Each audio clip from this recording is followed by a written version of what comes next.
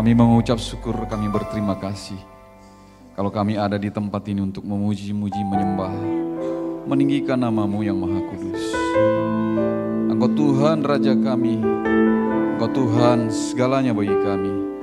Gunung batu keselamatan kami, menara perlindungan kami, kota benteng yang teguh, perteduhan yang abadi.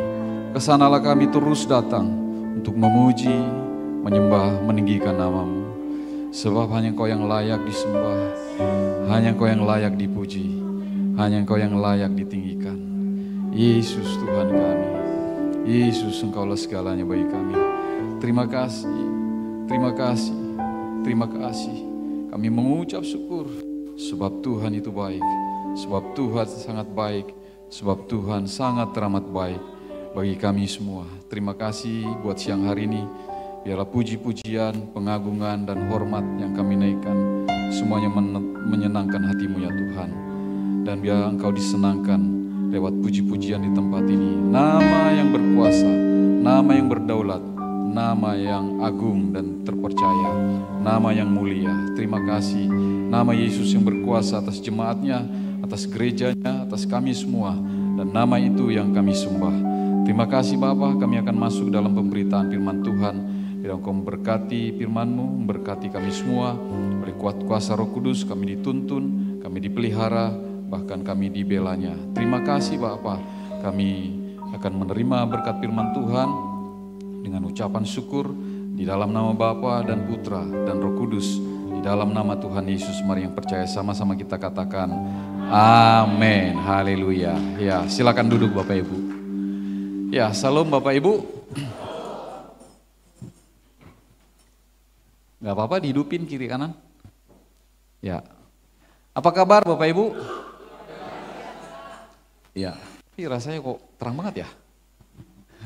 Ya udah gak apa-apa. Oke. Saya karena dari situ mungkin sampai ke sini jadi terang banget, tapi kalau lama-lama juga gak begitu terang. Ya, Bapak Ibu, hari ini kita akan mendengarkan berkat firman Tuhan. Saya beri judulnya adalah bahaya perzinahan dalam pernikahan Kristen. Ya, itu dia. Di dalam Ibrani pasal yang ke-13 ayat 4 saya bacakan buat Bapak Ibu semua, dengarkan saja. Hendaklah kamu semua penuh hormat terhadap perkawinan dan janganlah kamu mencemarkan tempat tidur, sebab orang-orang sundal dan pejinah akan dihakimi oleh Allah. Ya, kita ulangi sama-sama ya, biar enak ya bacanya. 1, 2, 3. Hendaklah kamu semua penuh hormat terhadap perkawinan dan janganlah kamu mencemarkan tempat tidur, sebab orang-orang sundal dan pejina akan dihakimi oleh Allah. Nah Bapak Ibu yang sudah mungkin sudah single atau sudah janda tua, ya firman ini untuk kita terima sebagai alat kita untuk menasihati yang muda.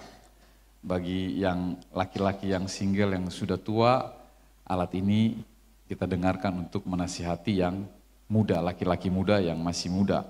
Tapi bagi kita yang masih terikat dalam pernikahan, firman ini baiklah kita hati-hati mendengarnya, artinya itu kita mendapatkan firman ini untuk kita bisa melakukannya.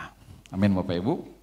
Nah, kenapa firman ini saya bawakan, dan ini baru pertama kali tentang perzinahan ini saya bawakan di dalam khotbah selama saya menjadi gembala di tempat ini. Khusus berbicara tentang bahaya perzinahan. Nah Bapak Ibu, sebab akhir-akhir ini di banyak-banyak kehidupan sekuler kita ini, kita banyak bersinggungan dengan banyak orang. Terutama media sosial sekarang yang banyak sekali membukakan bagaimana bahaya perzinahan itu. Sehingga satu kali di dalam satu doa pagi itu, saya waktu membawakan doa pagi itu, ternyata ada satu hal yang harus disampaikan tentang bahaya perzinahan. Nah itu dia. Mari kita lihat dulu sebelum kita bahas mengenai perzinahan ini, karena ini kita semua ini orang yang percaya kepada Kristus, katakan amin. Maka itu kita lihat bagaimana pandangan Alkitab tentang pernikahan. Mari kita lihat slide yang berikutnya. Bahaya pernikahan di dalam pandangan Alkitab. Perzinahan atau pernikahan dalam pandangan Alkitab. Kitab suci yang berkata bahwa ikatan itu ikatan pernikahan, atau ketika kita menyatakan janji di hadapan jemaat Tuhan, di hadapan hamba-hamba Tuhan, dan di hadapan Tuhan yang terutama, bahwa apa yang sudah dipersatukan Allah tidak bisa dipisahkan oleh manusia kecuali karena kematian. Nah itu dikatakan, sebab itu seorang laki-laki akan meninggalkan ayahnya dan ibunya dan bersatu dengan istrinya sehingga keduanya menjadi satu daging. Nah jadi itu sebabnya dikatakan satu daging itu lebih tinggi daripada satu darah. Nah karena ikatan yang dipersatukan daging adalah ikatan yang dipersatukan oleh Allah sendiri. Sedangkan sedara itu karena genetik, keturunan, karena orang tua. Tapi seringkali kita menjadi ragu-ragu dengan ini. Sehingga karena kita berpikir, oh dia siapa? Dia datang dari keluarga yang lain, bergabung ke kita. Maka kita lebih penting. Sedangkan dia menantu atau mantu, dia datang daripada yang lain. Tapi kalau kita menjadi orang yang rohani, bahwa mereka dipersatukan dengan kita itu karena janji di hadapan Tuhan. Sehingga dikatakan dipersatukan oleh Allah. Nah itu. Jadi bayangkan betapa kuatnya harusnya hubungan suami istri karena itu dipersatukan oleh Allah. Amin Bapak Ibu. Nah sampai di sini kita mulai paham, oh iya ya. Kita sudah dipersatukan dengan ikatan yang suci.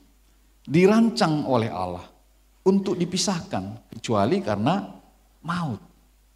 Nah setiap kali saya memberkati pemberkatan pernikahan, maka ayat ini selalu saya sampaikan bahwa apa yang dipersatukan oleh Allah tidak bisa dipisahkan oleh manusia kecuali karena maut. Nah itu dia. Nah jadi Bapak Ibu saudara Tuhan, pernikahan itu adalah ikatan yang baru. Itu dikatakan tadi, apa dikatakan ayatnya, sebab itu seorang laki-laki akan meninggalkan ayahnya dan ibunya bersatu dengan istrinya menjadi satu daging. Artinya menjadi satu ikatan yang baru. Naik sedikit.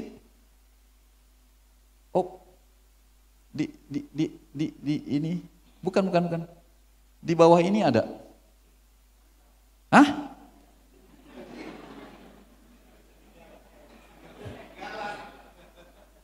Wah saya langsung mau nyanyi nih.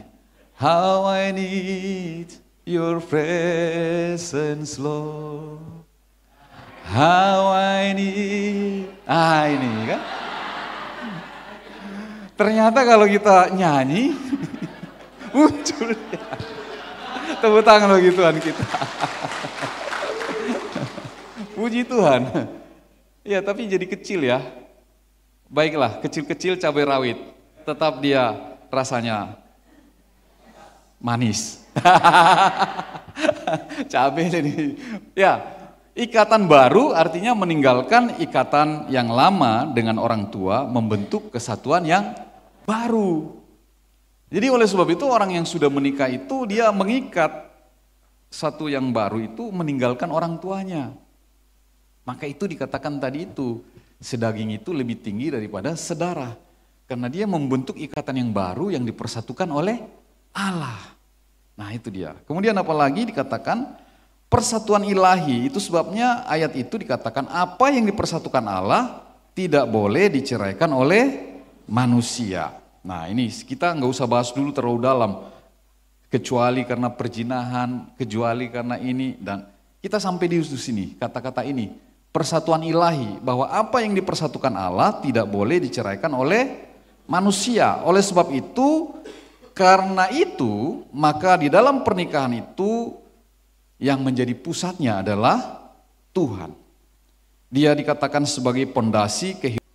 Nah ternyata di tengah jalan saya berubah pikiran. Ternyata di tengah jalan saya berubah pikiran.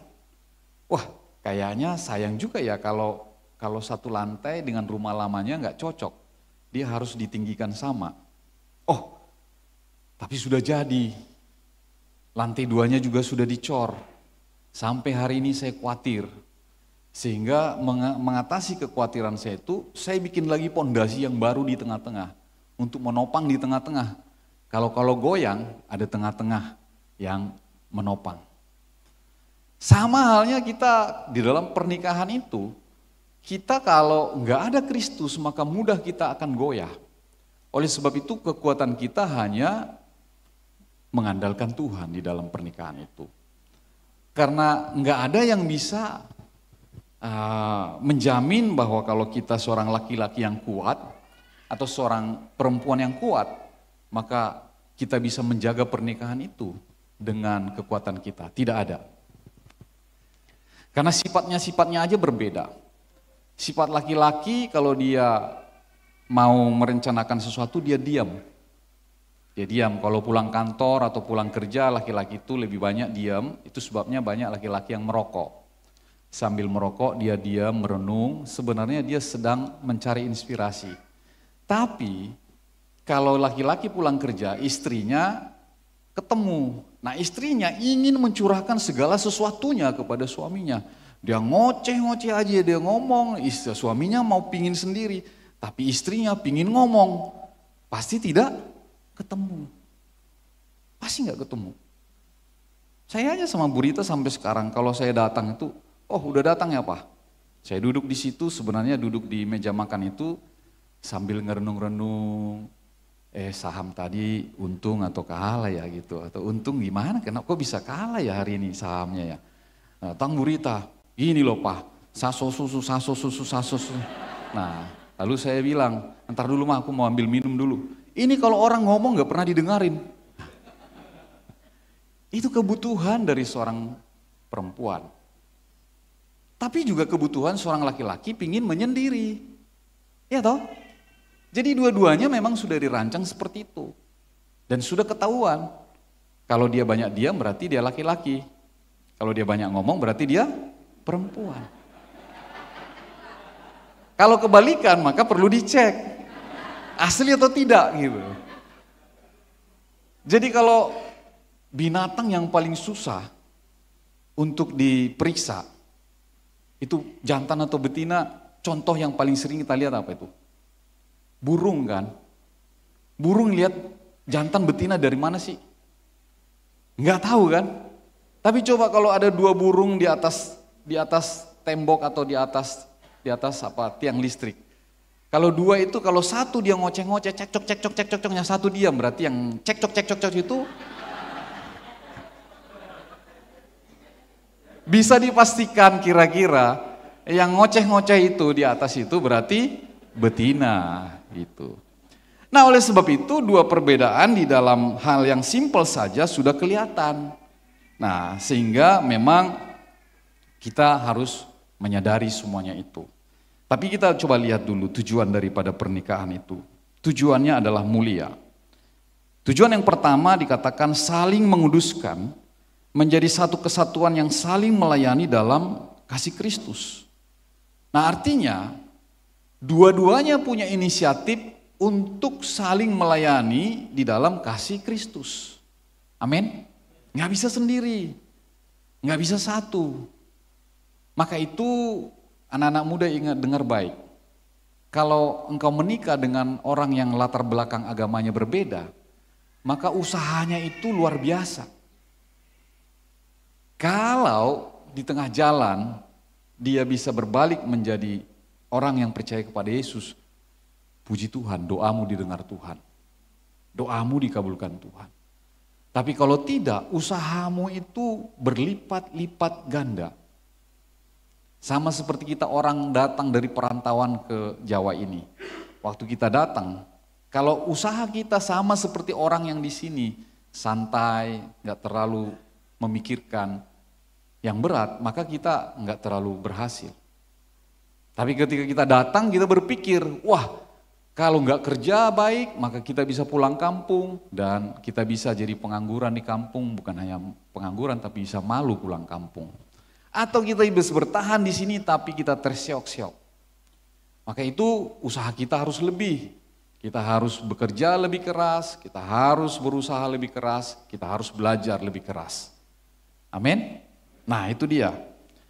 Karena itu dikatakan tujuannya adalah saling menguduskan, tapi juga ada satu generasi ilahi di sana, yaitu menghasilkan keturunan yang dibesarkan dalam iman dan kasih.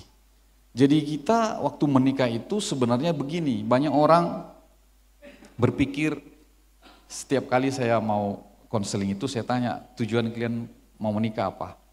Supaya bahagia Pak. Kalau tujuanmu supaya bahagia, hentikan, jangan menikah. Karena engkau tidak akan pernah menemukan kebahagiaan itu ketika engkau mencarinya.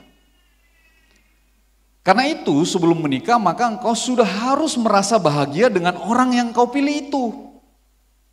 Sehingga waktu menjalaninya tidak lagi mencari-cari semua yang menyenangkan hatimu dari dia. Tapi justru engkau harus menyamakan apa yang kurang daripadamu, apa yang lebih daripada dia, apa yang kurang daripada dia, apa yang lebih daripadamu.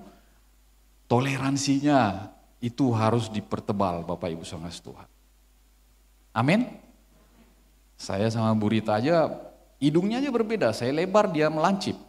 Nah itu aja sudah susah, mempersatukannya. Kita kalau jalan itu udah diledekin sama anak-anak. Ini bapak ini hidungnya gede banget lubangnya katanya gitu. Kenapa sih kita niru hidungnya bapak? Ah itu contohnya gitu. Nah tidak akan pernah kita yang dinamakan tuh walaupun dikatakan saling melengkapi dan lain-lain. Lengkap 100% tidak akan pernah. Maka engkau tidak pernah akan berhasil menemukan kebahagiaan di dalam pernikahan. Kalau itu yang kamu cari. Tapi tujuannya adalah yang tadi, saling menguduskan, generasi ilahi, dan ini, mana lagi? Persahabatan yang kokoh. Karena itu di dalam pernikahan itu akan memberikan perlindungan, kebahagiaan, dan persahabatan yang langgeng. Jadi sebelum menikah, sudah engkau pastikan orang ini bisa menjadi sahabat yang baik. Bisa menjadi orang yang memberikan kita inspirasi, memberikan kita penguatan. Maka itu anak-anak muda dengar baik, sebelum engkau menikah, kalau engkau perempuan, kalau kau memilih laki, maka lihat dia punya visi enggak orang ini. Punya sesuatu enggak di masa yang akan datang. Kalau dia bilang, udahlah makan-makan hari ini, makan untuk hari inilah, mocok-mocok aja lah kita. Oh jangan, enggak. Ada satu di sana yang harus kita persiapkan. Tadi dikatakan apa itu? Pengudusan kita. Berarti kita harus sama-sama di dalam hidup melayani Tuhan. Apalagi ada generasi ilahi yang harus kita lahirkan di sana, yang kita harus ini bersama-sama, rawat bersama-sama, bahkan kita besarkan secara bersama-sama. Laki-laki jangan memikirkan kalau sudah lahir anak, lalu udahlah biarinlah urusannya istri. Banyak harus diurusin di situ, uangnya, uang sekolahnya, pakaiannya, segala macamnya. Itu dari awal laki-laki sudah harus memikirkan itu. Amin. Nah jadi kalau anak gadis, kamu ketemu laki-laki lalu dia bilang udahlah begini, tinggalkan saja. Karena dari awal engkau sudah tidak bahagia. Tapi kalau dari awal engkau sudah bahagia, dia punya visi. Sekalipun hari ini mungkin dia pekerjaannya seperti ini, tapi orang ini pekerja keras. Orang ini mau untuk membangun dirinya. Orang ini mau untuk belajar dan supaya dia terus meningkat. Nah, itu menjadi pilihan.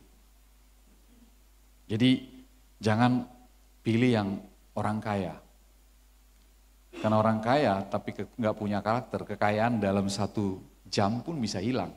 Apalagi itu kekayaan orang tuanya. Kalau zaman dahulu kami, si itu nikah lu sama anak orang kaya, kita langsung ya udahlah dia beruntung lah anak orang kaya itu, kita nggak berhasil kan gitu. Tapi dalam perjalanannya ternyata anak orang kaya itu keras, KDRT dan lain-lain. Lalu pulang itu, anak itu ke kampung kita. Kita bilang kenapa pulang ya? Kan ketemu anak orang kaya sudah enak. Ternyata itu kekayaan orang tuanya. Ketika orang tuanya sudah merasa tidak cocok dengan dia, yang ada teror. Kamu kan bukan orang selevel dengan kita. Jadi Bapak Ibu, pilihlah seseorang yang sudah membuat engkau bahagia sebelum menikah, supaya gampang perjalanannya. Nah sekarang tantangannya dalam pemeliharaan pernikahan itu. Ada konflik di sana, tapi itu menjadi bagian dari perjalanan. Ada godaan, ada tantangan yang memerlukan doa yang konsisten setiap hari dan siap mengampuni. Gak gampang loh Bapak Ibu, ini 1 Korintus 7:10. Itu godaan tapi dikatakan siap juga kita kalau salah mengampuni. Nah itu dia, tantangannya godaan. Tapi juga ada di situ komitmen untuk terus bertumbuh. Oh saya salah kirimnya PDF ya. Harusnya PPT ya saya kirim ya, supaya bisa dibesarin ya. Ya, kemudian itu komitmen untuk terus bertumbuh, karena itu kita harus terus memperbaiki hubungan kita dan menjaga kesetiaan di tengah kesulitan. Saya baca dari survei, itu hampir daripada 90% itu selalu pasangan itu sulit. Selalu mengalami kesulitan. Enggak banyak suami istri itu yang bisa seias kata dari muda sampai mereka tua. 90% itu mengalami kesulitan dalam hubungan. Karena satu tadi perbedaan, satu ngomong, satu diam, itu baru di situ. Nah, dan lain-lain, belum lagi bicara tentang bagaimana memenuhi hasrat seksual. Itu juga tidak mudah untuk membedakan itu. Laki-laki itu kalau sudah melakukan hubungan seksual, dia tidur. Kalau perempuan, kalau selesai dia berhubungan seksual, dia pingin dibelai-belai, dia pingin berbicara. Itu saja sudah berbeda. Nah, dan lain-lain hal-hal yang kecil. Ini saya ngomong di mimbar ini sebagai seorang dewasa ya, Bapak Ibu kita semua dewasa. Tapi karena ini bicara tentang pernikahan.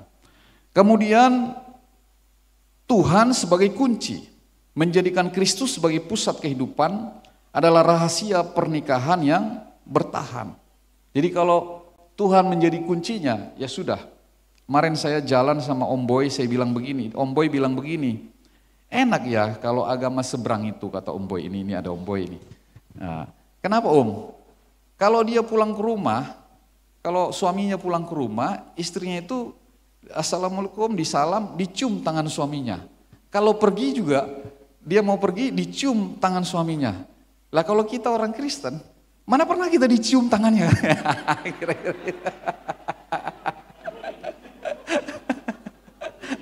Ada bapak-bapak yang dicium enggak? Yang ada di sini. Pak Sugi pernah dicium Bu Mary enggak kalau pergi tangannya? Enggak ya? Saya pun enggak pernah dicium Bu Rita tangan saya. Jadi bukan hanya Om Boy. Maksudnya itu saya juga sama. Nah, gitu masuk pintu datang dicium tangannya. Enggak ada itu. Enggak pernah. Nah, kalau yang ada ya gitu saya masuk saya langsung peluk Bu Rita gitu. Enggak mungkin Bu Rita cium tangan saya, enggak ada itu. Cerita itu enggak ada di dalam orang Kristen kebanyakan. Nah, lalu saya bilang sama Om Boy begini, kita ini kan orang Kristen, takut Tuhan. Dicium atau enggak dicium pun, jadi istri kita udah merasa begini, kita cium atau enggak dicium pun udah sama aja, pokoknya dia itu pasti takut Tuhan tuh. Karena apa? Karena waktu di dalam pernikahan itu kita sudah mempunyai janji suci bahwa kita tidak boleh dipisahkan kecuali karena maut. Ya udah keluyuran kemana pun dia nggak bakalan kita cerain. Jadi ya, akhirnya apa? Ya kadang-kadang seenaknya dia. Benar atau betul? Nggak tahu juga saya benar atau betul. Kira-kira begitu. Nah sekarang kita lihat ancamannya dari pernikahan itu, yang paling banyak adalah perzinahan. Ancaman perzinahan. Kebaca nggak sih? Kebaca. Oh, kalau gitu saya nggak usah ini ya. Kalau di sini kok agak-agak ini ya, agak-agak kurang jelas gitu. Oke, Ibrani 13 ayat 4 tadi yang sudah baca. Jadi perzinahan adalah pelanggaran seksual yang dilakukan orang yang sudah menikah mencemarkan ikatan pernikahan. Ada dua jenis perjinahan di dalam bahasa Yunani. Satu moicheia, yaitu seks haram yang melibatkan seseorang yang sudah menikah. Jadi orang sudah menikah, tentu dia melakukan hubungan seks dengan yang lain, itu dinamakan moicheia.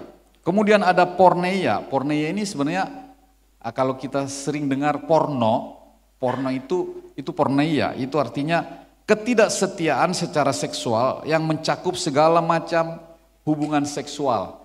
Bisa yang belum menikah, bisa yang sudah menikah. Nah, mari kita lihat faktanya yang mengejutkan tentang perceraian.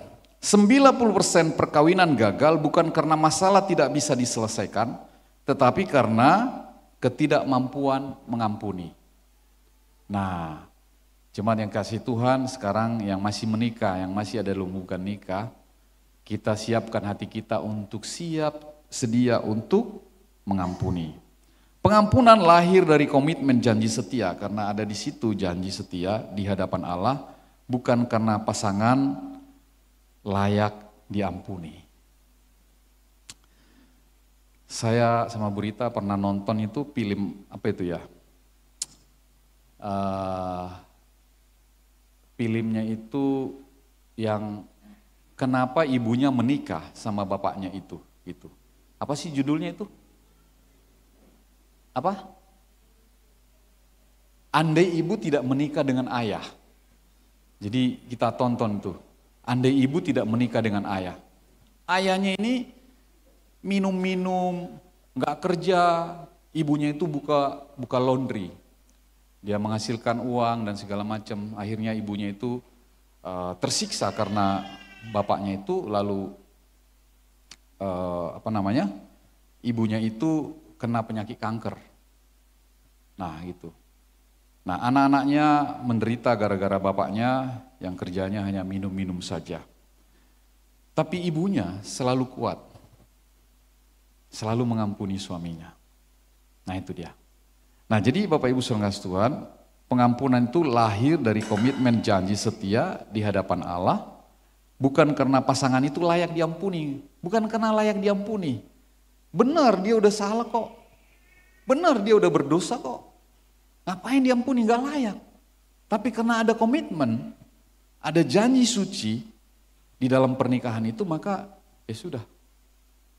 Kan dikatakan dalam suka, dalam duka, dalam senang, dalam sakit, dalam sehat, dalam apa lagi? Dalam segala perkara, dalam segala hal. Selalu bersama-sama. Betul atau betul? Betul atau betul? Ya mudah-mudahan. Kenapa ada kata mudah-mudahan? Ya mudah-mudahan berubah. Karena bisa saja kalau senang ya oke. Kalau nggak senang ya kamu aja lah. Kan ada peribahasa atau pomeo dikatakan kalau abang senang kan. Ini ibu-ibu lancar banget kan. Kalau ada uang abang senang. Abang sayang. Haleluya, puji Tuhan. Berarti masih normal semua kita ya. Ya. Lalu dikatakan gini, riset daripada John Gottman mengidentifikasi tentang satu namanya kontem. Kontem ini biasa dipakai orang-orang yang di DPR atau di pengadilan. Jadi kalau dipanggil misalnya seseorang di DPR itu lalu dia ditanya nggak dijawab atau dia mungkin ditanya lalu dia nggak terlalu peduli lalu dituduh contempt of court dikatakan contempt of parliament dibilang gitu. Nah menghina atau merendahkan. Nah ternyata dari sifat konten ini sangat prediktif untuk melahirkan perceraian. Artinya apa? Anak-anak muda tolong perhatikan. Kalau engkau menemukan pasangan yang suka merendahkan, yang suka tidak menghargai, nah ini suka menghina dan merendahkan, di masa yang akan datang kemungkinan cerainya tinggi. Nah itu dia.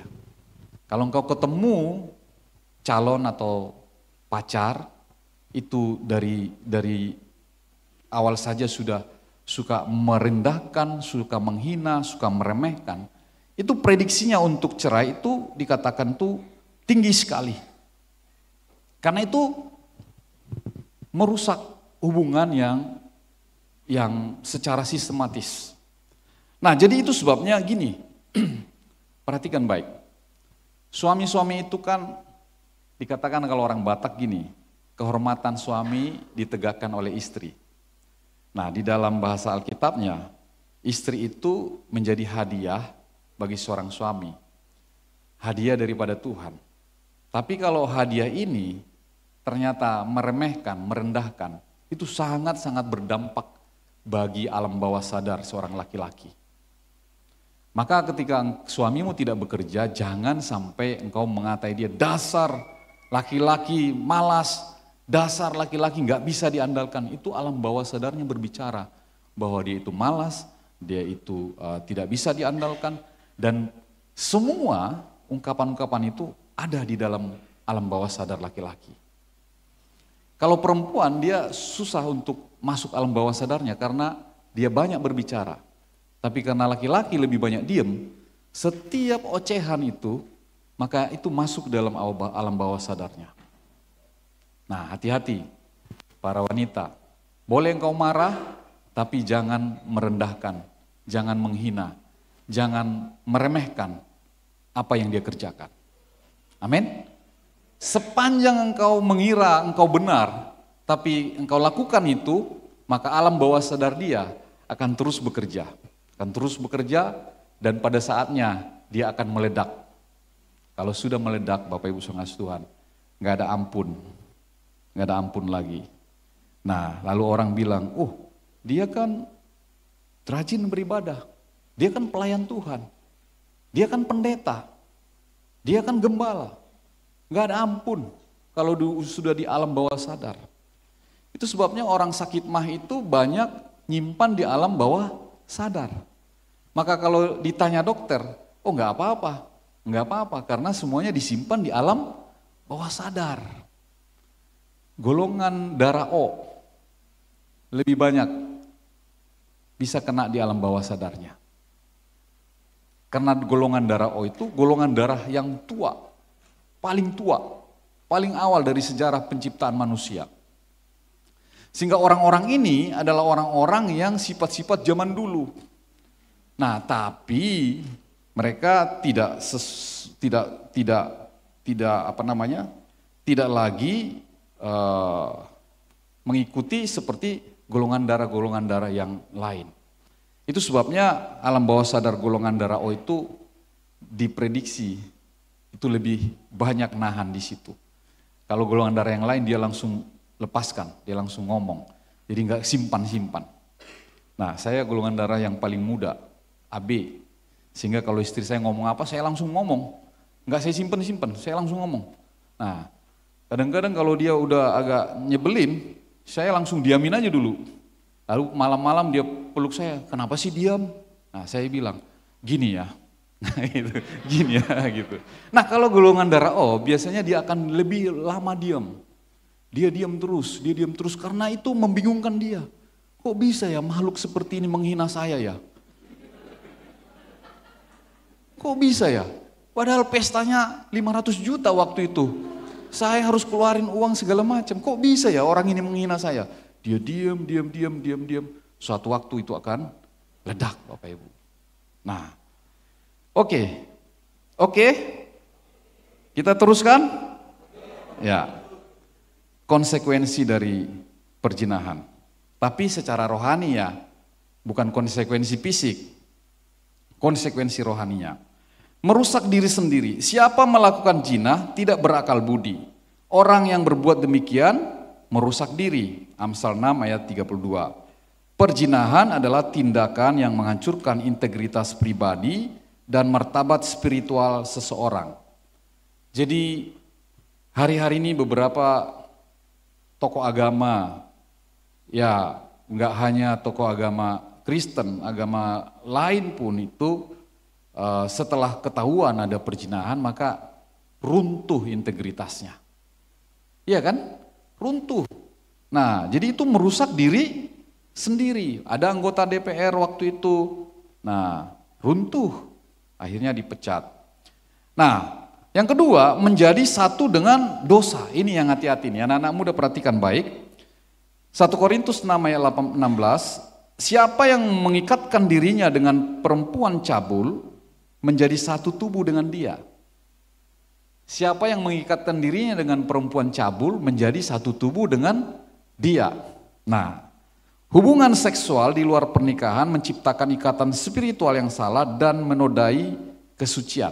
Ini, apa kata makna satu tubuh dengan dia? Jadi gini, kalau perempuan itu perempuan sundal, katakanlah wanita tunasusila, lalu seorang anak muda datang berhubungan seks dengan dia, berzina dengan dia, maka dia satu tubuh. Artinya, semua beban dosa yang ada di dalam wanita itu berpindah ditanggung bersama. Kalau dia misalnya sudah berhubungan seks WTS ini, mungkin 1000 orang laki-laki atau 500 lah. Katakanlah, atau katakanlah jangan 500, 100 orang. Berarti 100 orang itu akan bersekutu dosanya di situ dengan wanita ini. Dan ketika engkau mengikatkan diri dengan dia dalam perzinahan itu, engkau juga menanggung bersama-sama dosa itu dengan dia. Satu daging. Seram gak? Seram. Maka anak-anak muda jangan pernah memulai langkahmu untuk pergi ke wanita tunasusila atau perempuan sundal. Walaupun engkau mungkin setelah kerjakan itu tidak terlihat apa-apa. Tapi secara spiritual, beban dosamu itu berat.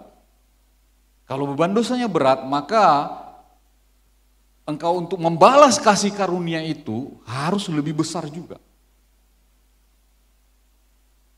Paham Bapak Ibu? Engkau membalas kasih karunia itu karena pengampunan di kayu salib itu harus lebih besar juga. Karena itu firman Tuhan berkata, kepada siapa diberikan kasih karunia itu, maka kepada dia juga akan dituntut lebih besar. Kepada orang yang dosanya besar, maka kepada dia juga dituntut untuk melayani Tuhan secara luar biasa.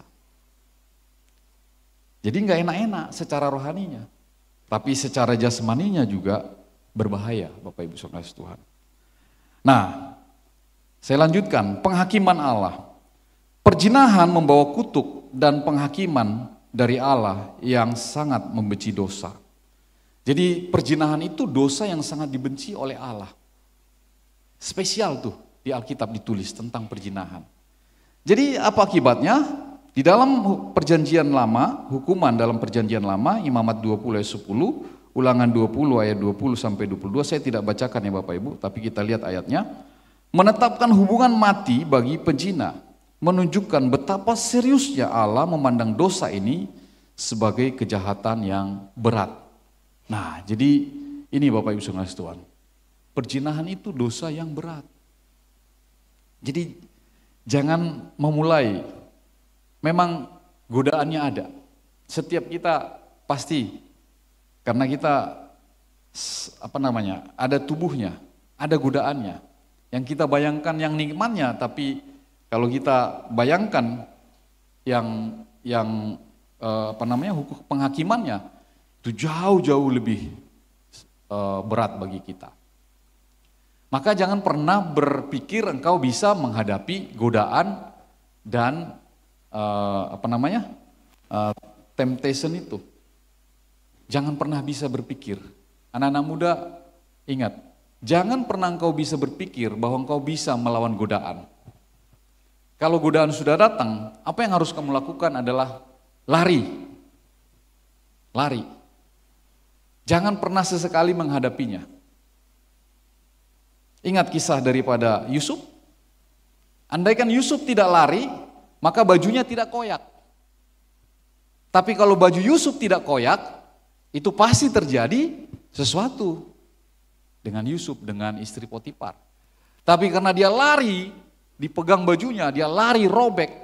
Nah, Yusuf menjadi kesukaan bagi Tuhan. Sekalipun dengan itu dia harus masuk penjara, tapi Tuhan pasti senang dengan dia. Nah, hari ini ingat, kalau ada godaan, jangan menghadapinya. Sekalipun yang di depan kita tuh menyenangkan hati. Bukan karena cantik, tapi menyenangkan hati.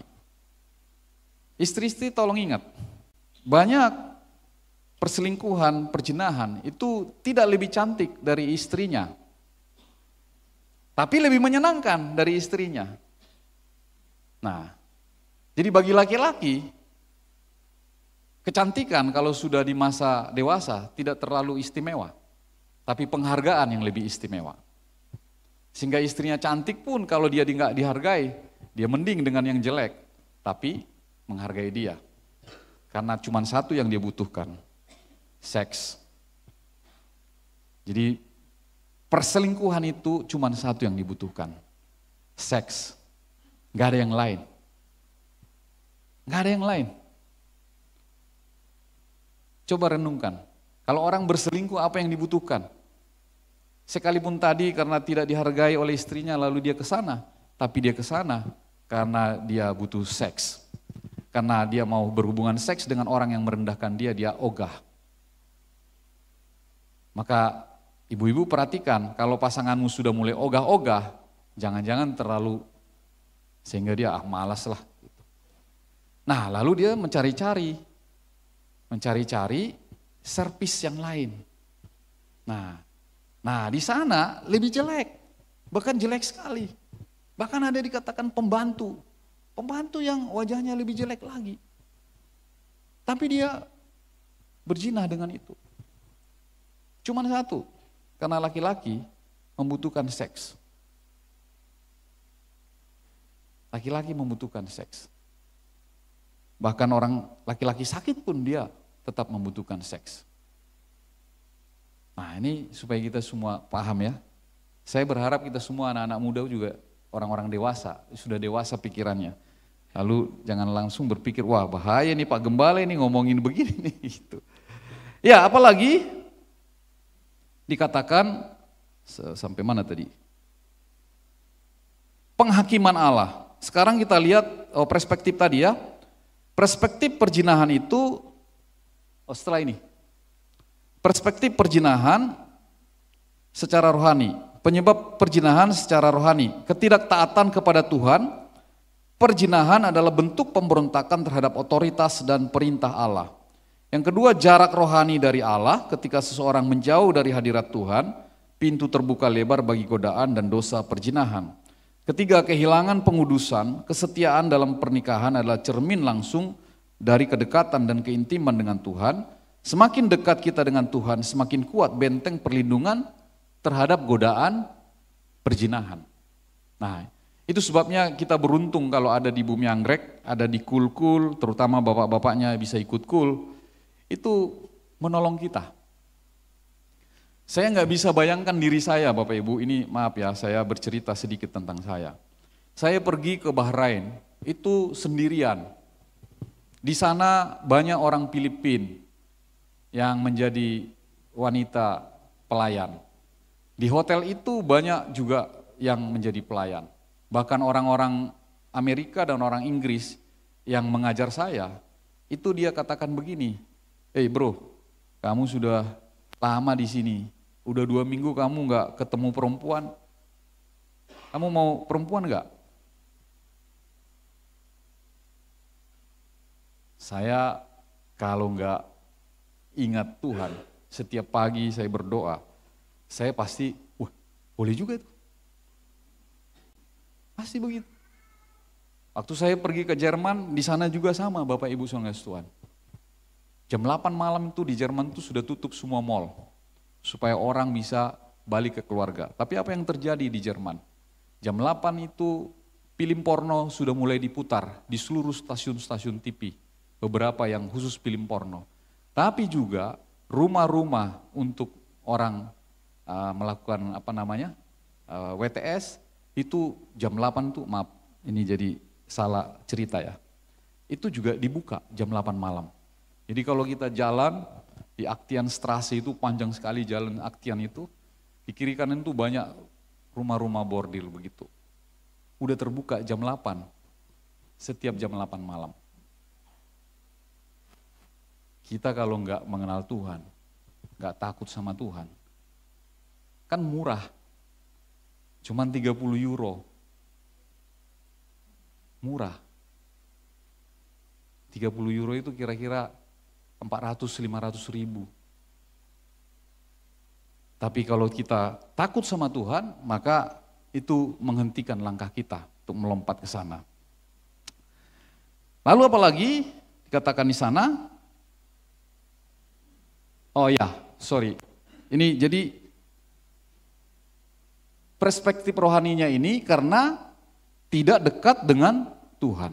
Itu sebabnya laki-laki yang ada di GB Bumi Anggrek, mari kita semua dekat sama Tuhan, jadi imam. Karena perjalanan ini terus loh. Saya ngomong begini juga saya butuh doa dari kalian, butuh doa istri saya. Butuh juga saya kedekatan dengan Tuhan. Karena kita berjalan masih terus.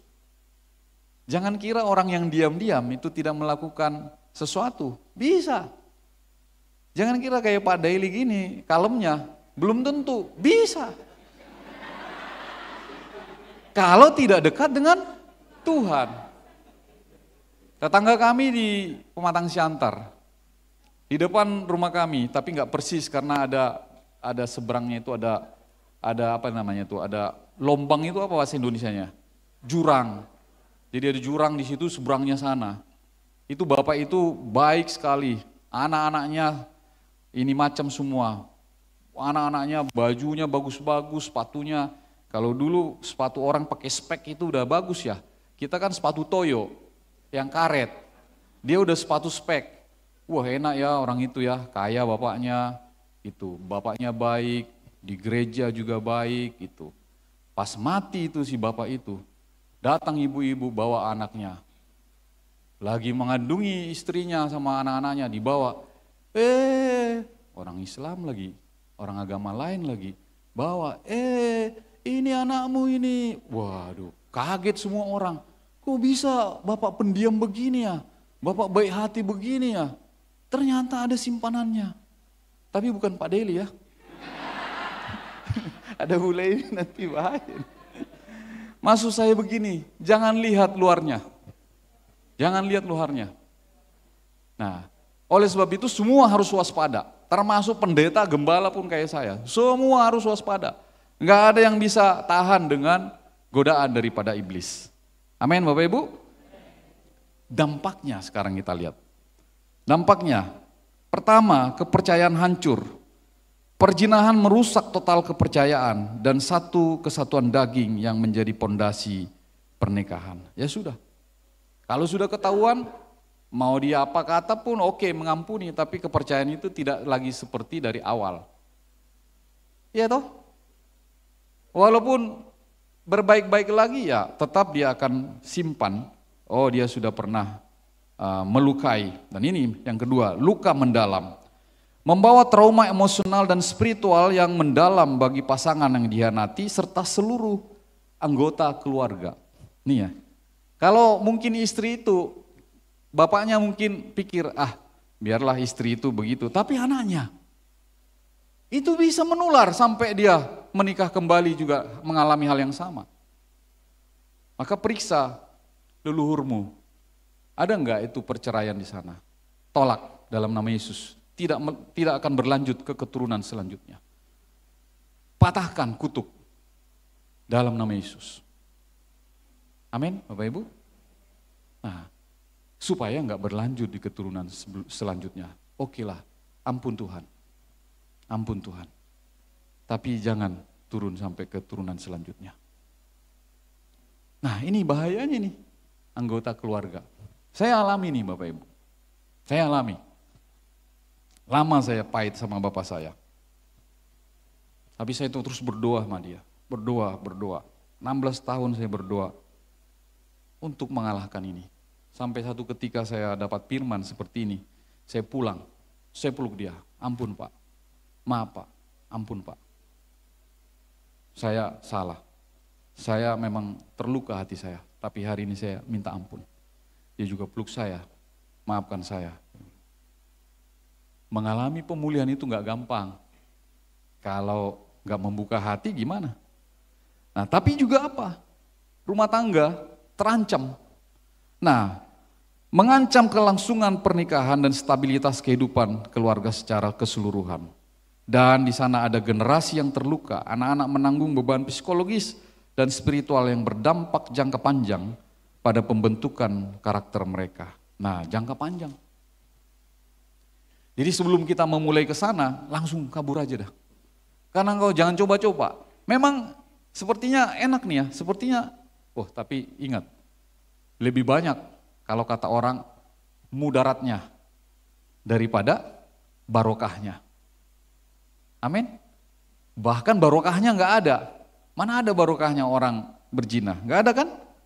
Nggak ada, paling kenikmatan sesaat. Sekarang hidup dalam pengudusan dan kesetiaan. Nah, kalau yang belum kawin dikatakan lebih baik kawin. Lebih baik kawin daripada hangus karena hawa nafsu. Allah menyediakan pernikahan sebagai wadah kudus untuk memenuhi kebutuhan fisik dan emosional dalam batasan yang ditetapkannya. Tapi kalau belum ketemu orang yang sekarang sebelum menikah sudah bahagia engkau dibuatnya, jangan. Jangan. Karena itu engkau harus bahagia sekarang. Anak saya ada, saya ngomong lah ya, anak saya ada pacarnya. Saya ngomong sama dia, kamu senang gak sama dia? Mana ada Pak yang kayak dia Pak? Emang kenapa? Aku dibeliin parfum sama dia katanya. Nah, apalagi? Ya aku diperhatiin begini. Saya bilang, oke, kamu jangan terkesima dulu dengan barang-barang yang diberikan. Coba kamu kalau berdiskusi, itu kira-kira kamu bisa ini enggak, saling mencari jalan keluar enggak? Atau ngotot-ngototan? Nah, coba dulu, ikutin dulu. Kalau ngotot-ngototan, udah, alamatnya lebih parah nanti. Pacaran aja udah ngotot-ngototan, apalagi nanti. Itu. Tapi jangan langsung buru-buru diputusin, karena manusia berkembang. Berkembang dengan apa? Dengan pengajaran firman Tuhan. Amin. Saya juga pemarah dulu, tapi saya berkembang sehingga Bu Rita sekarang sudah senyum-senyum kalau lihat saya. Nah, kalau dulu lihat lagi di sini, misalnya di Bang Doni itu, lalu dia cerita misalnya di situ, lalu saya datang. Tadi dia ketawa-ketawa, saya datang. Lalu sekarang enggak. Dia setiap kali melihat saya, dia wajahnya bersinar-sinar. Tandanya suami istri harus berkembang. Harus berkembang. Enggak boleh seperti sebelum-sebelumnya, harus berkembang. Itu makanya Om Boy saya bilang, Om, pergi ke Bali Om sama Tante Yeti Om. Menikmati bulan madu masa tua. Kan udah pensiun, nikmatin. Bukan gitu Tante Yeti. Jangan sama teman-teman aja berduaan gitu. Karena itu penting Bapak Ibu. Untuk kita mereview kembali hubungan yang sudah lama itu harus diperbaiki. Berkembang. Jangan sampai udah tua, nah sekarang fenomenanya orang 70 tahun banyak bercerai. 70 tahun loh. Kenapa bisa begitu? Yang pertama tadi pasti tidak dekat dengan Tuhan. Yang kedua, ya pasti dia tidak berkembang di dalam hubungan itu. Nah hari ini, Bapak Ibu pulang dari sini, coba review kembali hubungan. Perbaiki. Gak ada yang gak bisa diperbaiki Bapak Ibu. Gak ada yang gak bisa diperbaiki. Tuhan juga mau memperbaiki. Karena itu firman Tuhan kata, bulu yang terkulai tidak akan dipatahkannya. Api yang sumbu yang pudar tidak akan dipadamkannya. Ingat selalu kata-kata itu. Gak ada yang gak mungkin. selama kita undang Tuhan. Amin. Jadi jangan sampai berpikir, aku ganti lah ini istriku ini, aku ganti lah ini suamiku ini. Kalau enggak mati aja ini suamiku ini atau mati aja lah istriku ini supaya nanti ketemu lagi yang baik. Enggak Bapak Ibu, belum tentu dapat yang lain lebih baik. Tapi yang ada bersama dengan Tuhan, kita perbaiki, kita perbaiki, kita perbaiki. Makin kilap, makin kilap, makin kilap. Sehingga semakin kilap. Itu baru namanya wanita berdampak. Pria sejati. Nah, jangan ikuti dong boy, pria bercampak, wanita bercampak. Wanita berdampak, pria sejati. Nah, amin. Tepuk tangan bagi Tuhan Yesus. Hidup yang dikuduskan, saya cepat saja. Sebab kehendak Allah adalah pengudusanmu, yaitu supaya kamu menjauhi percabulan. Kita dipanggil untuk hidup dalam pengudusan dan menghormati pernikahan sebagai institusi suci yang Allah tetapkan. Jadi pengudusan ini selalu ingat kata-kata ini, seperti tadi saya bilang. Pengudusan itu berbicara tentang satu kehendak Tuhan kita semakin lebih baik, semakin lebih baik, semakin lebih baik. Itu namanya pengudusan. Menjadi seperti Tuhan Yesus. Menjadi seperti-Mu Yesus. Menjadi seperti Kau Yesus. Menjadi sempurna dalam seluruh hidupku. Jangan pernah pikir engkau bakal bisa seperti Yesus 100% selama hidup. Enggak bakalan. Tapi engkau harus berjalan step by step, kecil-kecil, sampai engkau mati nanti, Tuhanlah yang menyempurnakanmu. Amin. Tapi kalau engkau berpikir jauh ke sana, saya mau jadi Kristus, tapi engkau tidak melakukan hal yang kecil-kecil, gagal Bapak Ibu. Jadi menjadi seperti Kristus itu, jangan pikir saya langsung berubah total. Tidak. Dari hari ini setelah mendengar firman ini, robah sedikit-sedikit saja robah. Sedikit-sedikit terus lebih baik, lebih baik, lebih baik, lebih baik. Kalau Tuhan sudah memanggilmu, Tuhan menyempurnakanmu menjadi serupa dengan Dia. Itulah pengudusan. Amin. Itulah pengudusan. Kesimpulan, kita lompat saja. Kesimpulan, udah 58 ya, nanti Pak Sugi bilang saya lama ini Pak Irwan 1 jam. Kesimpulan, pengampunan dan jalan pemulihan. Nah inilah bagian yang terindah dari Tuhan. Inilah bagian yang terindah dari Tuhan. Tuhan itu baik. Karena itu kuasa pengampunan.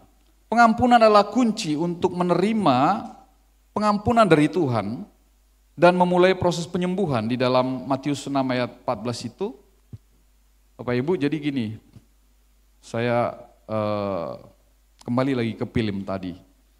Saya lihat hati orang itu, hati ibu itu begitu besar. Saya ngelihat hati ibu saya begitu besar. Itu bertahun-tahun dia mengalami pada waktu itu, dia cuma bilang begini sama saya, jangan pernah kamu menyakiti dia. Maksudnya itu gini, jangan pernah saya menyakiti hati bapak saya, sekalipun dia disakiti dan kami disakiti. Pengampunan. Pengampunan. Itu Bapak Ibu. Itu doa, karena kita bisa mengampuni orang, baru kita bisa diampuni. Karena jikalau kamu mengampuni kesalahan orang, Bapamu yang di sorga akan mengampuni kamu juga. Nah kemudian Ibrani 3 ayat 14 tadi mengingatkan kita untuk tetap menghormati pernikahan dan berusaha keras untuk memulihkan hubungan yang terluka. Tapi kalau sudah, artinya sudah bercerai, ya sudah. Kita memulai lembaran baru hidup kita kalau ketemu orang dengan baik. Tapi Bapak Ibu Saudara Tuhan, kalau belum, perbaiki semuanya. Perbaiki semuanya. Amin. Nah, pemulihan adalah proses. Karena proses, meskipun luka, perzinahan itu sangat dalam, dengan kasih karunia Allah, pertobatan yang tulus, komitmen kedua belah pihak, maka pemulihan pernikahan itu mungkin. Nah, firman ini bagi kita semua, bagi terutama yang bermain di mimbar ini, saya katakan nih yang selalu naik ke mimbar ini, jaga pernikahan, jaga hubungan. Jangan engkau ada dalam perzinahan. Kalau engkau ada dalam itu, lebih baik engkau turun, bilang jangan dijadwal dulu. Kenapa? Karena saya mau belajar. Nah, daripada nanti api Tuhan melanda. Amin Bapak Ibu, mari kita semua bangkit berdiri.